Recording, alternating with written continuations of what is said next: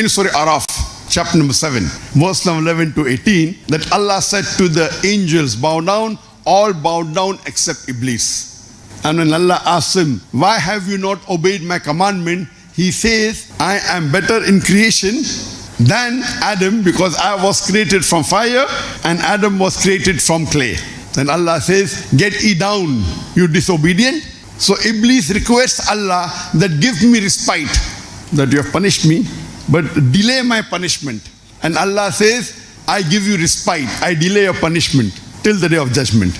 Then Iblis says that I will assault your followers from front and from behind, from left and from right, and I will misguide them. So Allah says, those who believe in me, who are my followers, will never be able to misguide, but all those who you misguide, you and them, I will fill with hell.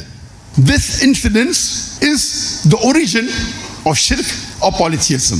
The idea to disobey Allah, and the origin of shirk and polytheism is from that time.